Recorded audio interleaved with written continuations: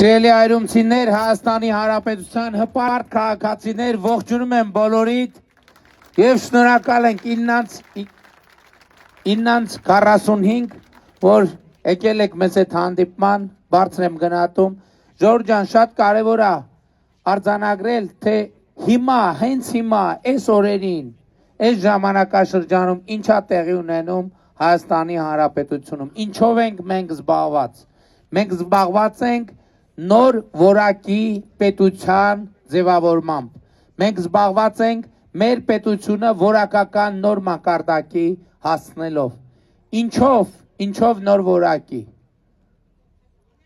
Կրթություն, առաջինը 500 դպրոց, 300 դպրոց, 500 մանկապարտեզ ծրագիր։ Ակադեմիական քաղաքի ծրագիր, որը պիտի դառնա մեր բարձրագույն կրթության թագն ու պսակը, ընդ որում խնդիր կար մարզային բուհերի հետ կապված, որ մտավախություն կար, որ մարզային բուհերը փակվելու են, բայց մենք հիմա այդ լուծումներ գտանք, որովհետև մենք հիմա մանկապարտեզների, ես կարծում եմ, որ երիտասարդներին հատկապես ցակը հետաքրքրի, մանկապարտեզների ընդգրկումը էականորեն մեծացնելու ենք եւ մենք առաջիկա տարիներին պետքա լրջորեն մսուրային հատվածը մանկապարտեզների զարգացնենք, որպեսզի երիտասարդ մայրիկները իրանց կարիերայով եւ կրթությամբ զբաղվելու ավելի մեծ հնարավորություն ունենա եւ նաեւ երեխեքի կրթությունը մենք այսօր ավելի շուտ պետք է սկսենք բարձրամեն մակարդակում իր համար, որովհետեւ 21-րդ դարում լավ ապրելու մի չափանիշ կա, լավ կրթությունը եւ մսուրային հատվածը, երբ որ մենք ընդլայնենք, մենք մանկավարժական կադրերի մեծ անհրաժեշտություն ենք ունենալու եւ մենք այսօր օրինակ մանկապարտեզի դասյարակները բարձրագույն կրթությունը պարտադիր չի։ Մենք մանկապարտեզի դասյարակների բարձրագույն կրթությունը կդարձնենք պարտադիր եւ մարզային բուհերի համար կդնենք այս սեգմենտը կստեղծենք, իսկ այսօրվա չափանիշները կդնենք մսուրային հատվածում, որպեսզի նաեւ այսօրվա եղած մեր կադրերը իրանք դժվարություններ չունենան եւ սա իր հերթին բերելու է նոր որակի տնտեսություն։ Այսօր ես հաճույքով եմ արձանագրում, որ մեր հանրային կյանքի բոլոր ոլորտներում կանայք ավելի ու ավելի մեծ տեղ են զբաղեցնում։ Եվ դա այդ process-ը շարունակվելու է, իհարկե նաև տղաները եւ տղամարդիկ։ Նոր որակի ճանապարհներ։ Հիմա ես մեծ հաճույք եմ զգում նրանից, որ հիմա ոչ մեկ չի հիշում, թե ինչպիսին էր 2018 թվականին Բագրատաշեն Երևան ճանապարհի վիճակը։ 2018 թվականին ես որպես վարչապետ առաջին պաշտոնական այցը ունեցել եմ Վրաստան, Թբիլիսի։ Եվ այցի շրջանակներում գործարարների խումբ ինձ հետ հանդիպում խնդրեց, ես մեծ հաճույքով համաձայնվեցի եւ իրանք ինչ էին ուզում,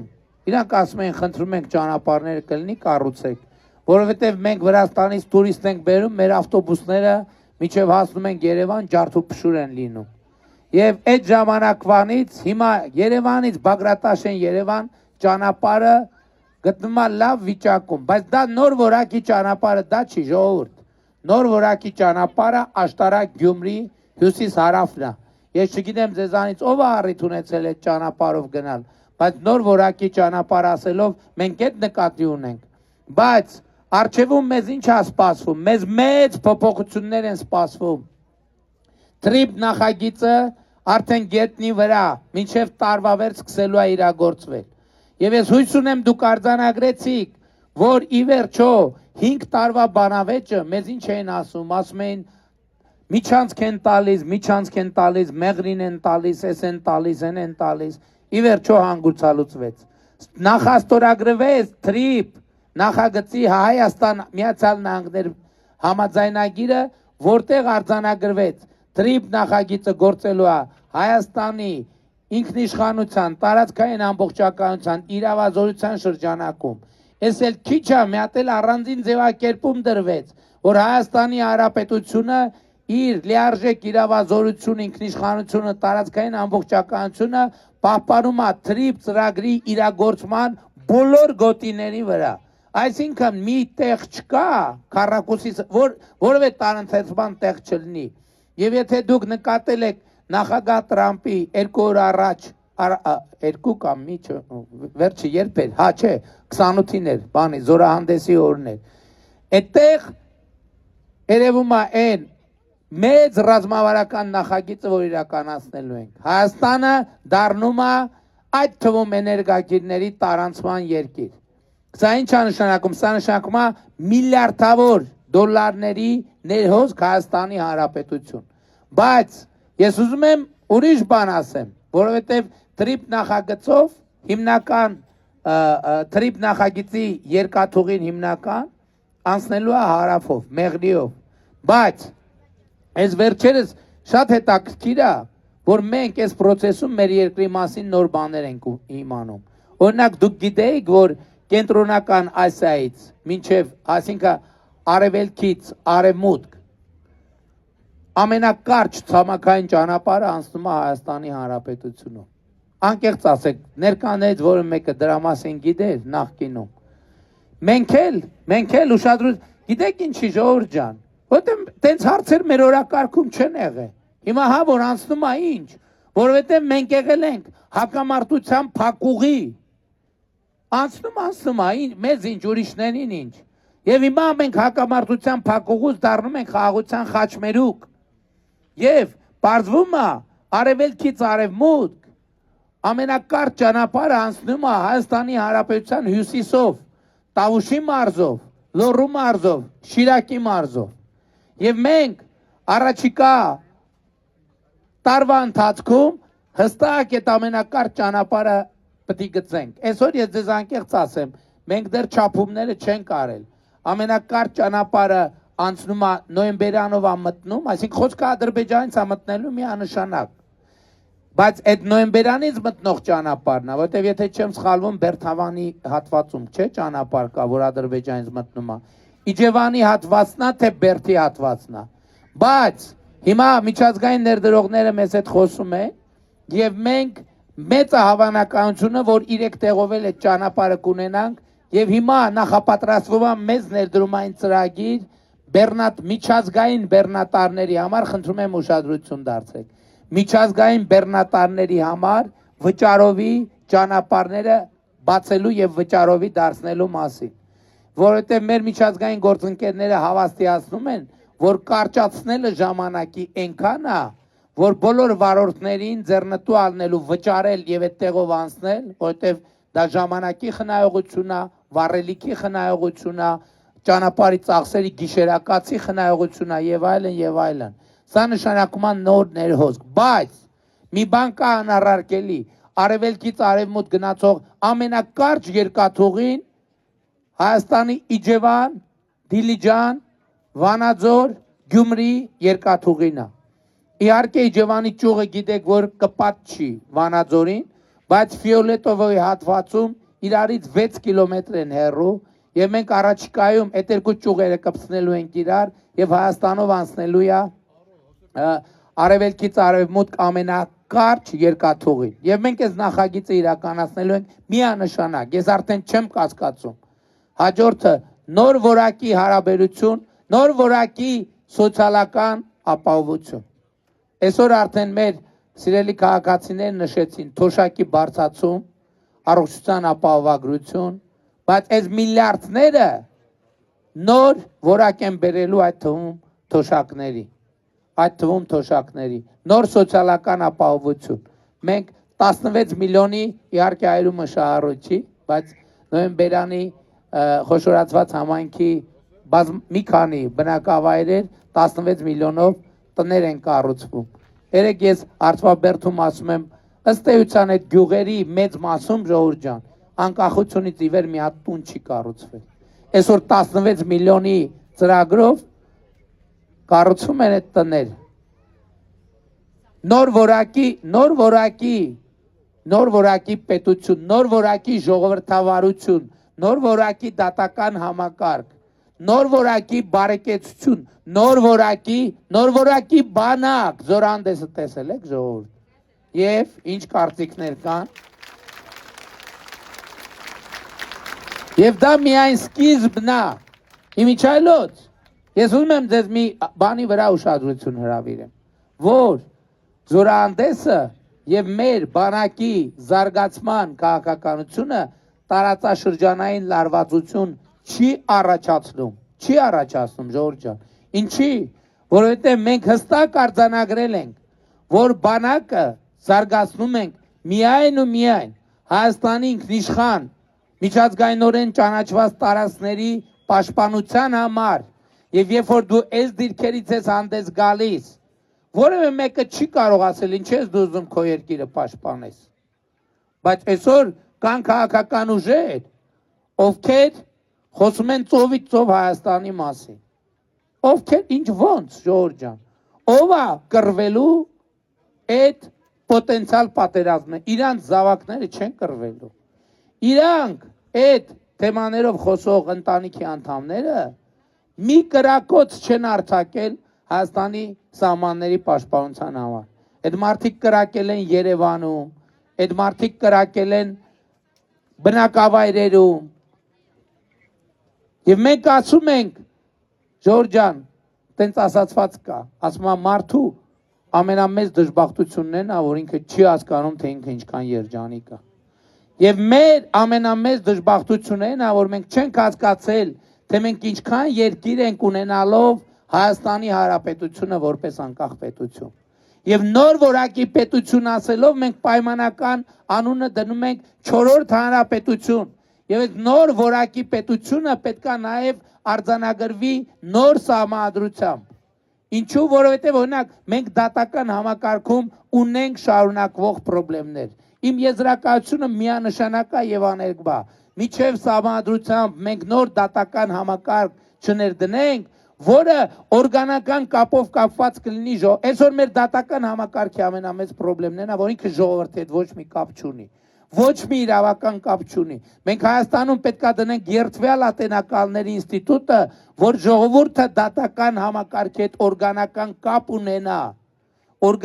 կապ ունենա, եւ նոր որակի պետությունը 4-րդ հանրապետությունը մենք հիմա պետք է ստեղծենք առաջիկա ընտրություններով։ Բայց ես ուզում եմ ասել նաեւ հետեւյալը, որ նոր որակի պետությունը հնարավոր չի ստեղծել առանց խաղաղության։ Գիտեք ինչ, ես 2000 Հայաստանի Հանրապետությունում արդեն մենք 2 տարուց ավելի է, ոչ զոհ ունենք, ոչ վիրավոր, 2 տարից ավելի։ Ինչի է դա կապված սա, ժողովուրդ, պետք է առերեսվենք։ Սա կապված է իմ այն հայտարարության հետ, որ մենք Ղարաբաղյան շարժումը չպետք է շարունակենք։ Լավ, եկեք այսօր քննադատում են ինձ։ Եկեք պատկերացնենք Ղարաբաղի շարժումը շարունակվում է։ Ինչ էր դա նշանակելու։ Ինչ էր դա նշանակելու։ Դա նշանակելու էր ամեն տարի զոհեր, մանր ու մեծ ու փոքր պատերազմներ, մանր ու մեծ բաներ, միջադեպեր, ու այդքան ու ոնց էր լուծվելու հարցը։ Չէր լուծվելու հարցը, ժողովուրդ ջան, չէր լուծվելու, որովհետև ցանկացած բանակցային գործընթացի ցանկացած փուլում միջազգային հանրության առնվազն շատ ազդեցիկ ուժեր շահագրգռված են եղել, որ կոնֆլիկտը չլուծվի, ոչ թե լուծվի, այլ չլուծվի։ Այսօր բանն են ողբում, ԵԱԿ Մինսկի խմբի համանախագահության ողբն են ողբում։ ԵԱԿ Մինսկի խմբի համանախագահությունում առնվազն եղել են շատ ուժեր, ում խնդիրը եղել է ոչ թե հարցի լուծումը, այլ հարցի չլուծումը, որ Հայաստանը տենց անընդհատ առնացոր, ես ինձ վրա վերցրել եմ այդ պատասխանատվությունը, որովհետև ես հասկացել եմ, որ մեզ քարշ են տալիս կառափնարան, եւ մենք պետք է դուրս գանք կառափնարանի ճանապարհից, եւ ես եկել եմ ձեզ զեկուցելու, որ այո, հայհոյանքների գնով, բոլոր տեփսակ մեղադրանքների գնով, բայց ես այնքան կամք եմ ունեցել, ես Հայաստանի Հանրապետությունը դուրս եմ բերել կառափնարանի ճանապարհից։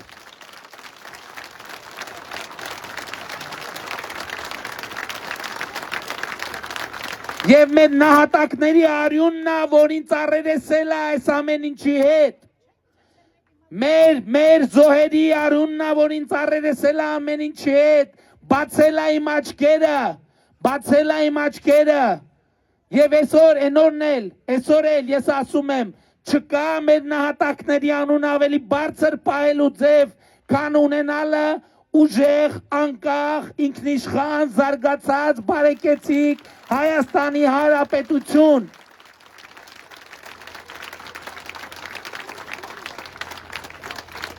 Ես խոնարհվում եմ մեր նահատակների ընտանիքի անդամների առաջ։ Այսօր ավելի ու ավելի շատ զոհվածների ընտանիքների անդամներ մոտենում են եւ աջակցություն են հայտնում վարվող քաղաքականությանը եւ պատերազմի եռագլուխ կուսակցությունը իրանց վճարովի կողմնակիցներով եւ ֆեյքերով հարձակվում են այդ մարդկանց վրա, մարդիկ էլ եմ ասում, որ սահմանին մի կրակոտ չեն արձակել, իրենց զավակների կյանքը զոհաբերած մարդկանց վրա են հարձակվում։ Իսկ այդ մարդիկ հասկանում են, որ իրենց զավակները ընկել են, որ Հայաստանը ոտքի կանգնի, եւ այսօր Հայաստանը ոտքի վրա, երկու ոտքերի վրա ամուր կանգնած պետություն է, եւ սա է ամենամեծ նորությունը, որը մենք ունենք։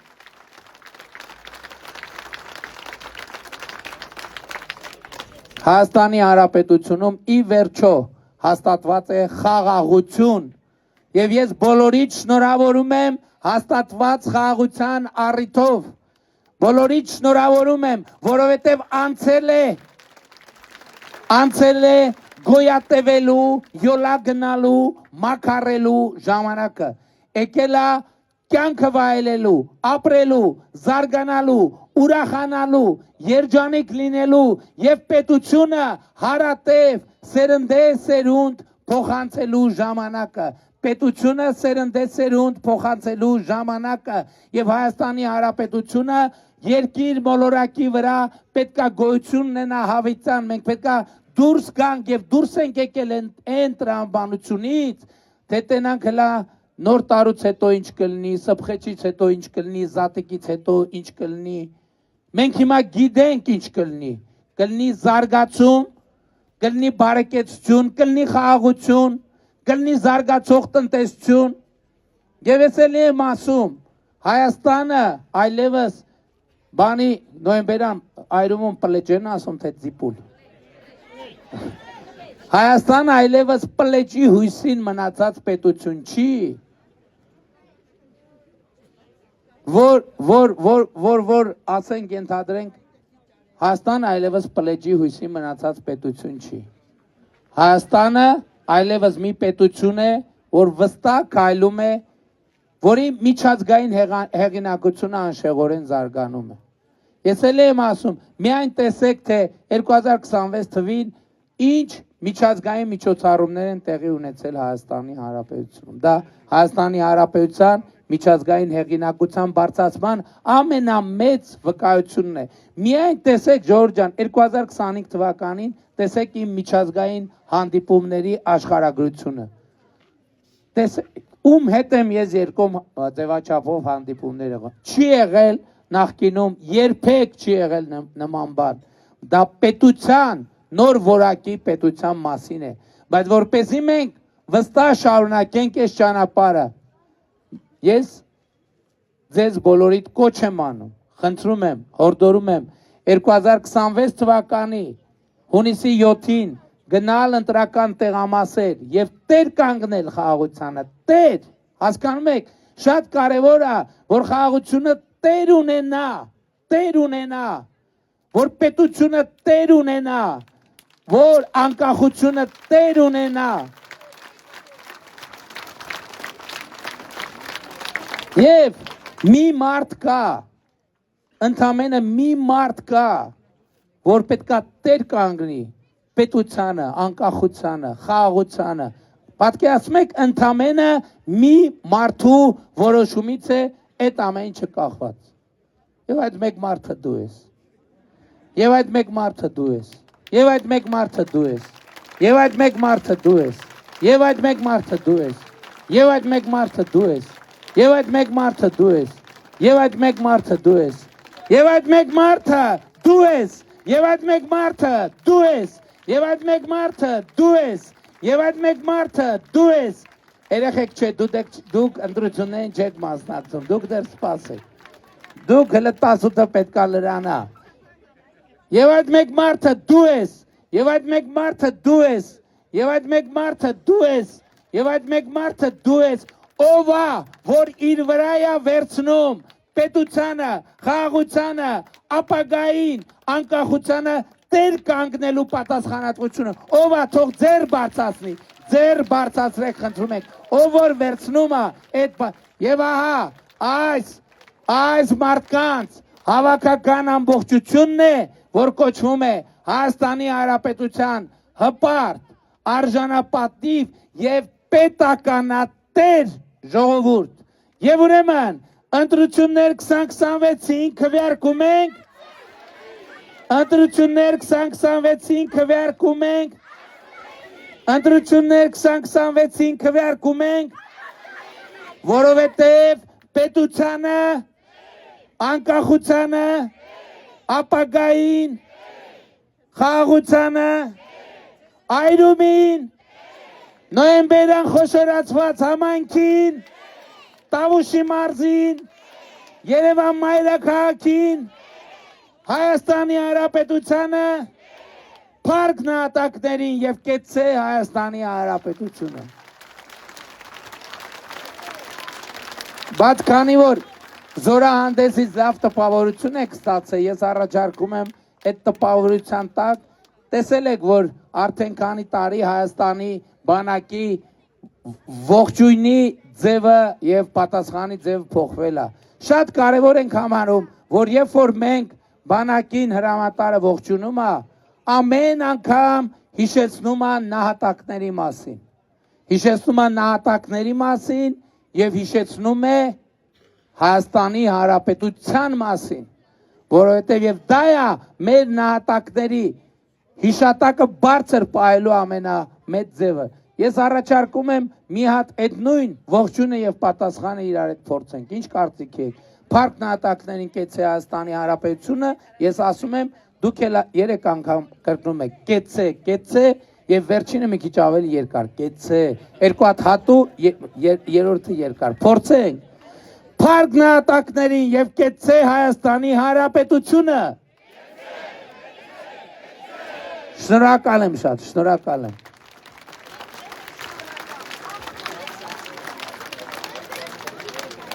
Երեխեք ջան, քանի որ 3 խայտարակ վիճակ ա եղել, ասենք մի քանի հանդիպումներից մի ժամ ուշացել ենք։ Մի ժամ ուշացել ենք, ընդհանրապես ես չեմ սիրում ուշանալ։ Հիմա ձեր թույլտվությամբ երեխեքին արագ այսենց քարտեզ նվիրելով կգնանք ու ավտոբուս կնստենք ու կգնանք։ Դե իմիջայլոց ասեմ, այս քարտեզային ճգնաժամը լուծելու համար մենք մի հատ սենց լուծում ենք մտածել, իհարկե մի քիչ դժվար լուծում է կարողա ձեզ համար, բայց հունիսի 5-ին Հանրապետության հրապարակում ժամը 8-ին տեղի է ունենալու մեր մեծ երեկոյան ժամը 20-ին։ Մեր մեծ եզրափակիչ հավաքը եւ ժամը 19:00-ից մեր քաղաքական թիմի ներկայացուցիչները Հանրապետության հրապարակի մուտքերի մոտ բոլոր ցանկացողներին կնվիրեն քարտեզներ, որովհետև մենք հիմա կարանք, բայց ժամանակի եւ կազմակերպչական խնդիրներ կան։ Հիմա պատվիրել ենք, խնդրել ենք, որ մեծ ծավալի արտադրեն, որպեսզի հունիսի 5-ին բոլոր ցանկացողներին, ինչքան ցանկացող լինի, որ գա Հանրապետության հրապարակ կարողանանք ապահովենք։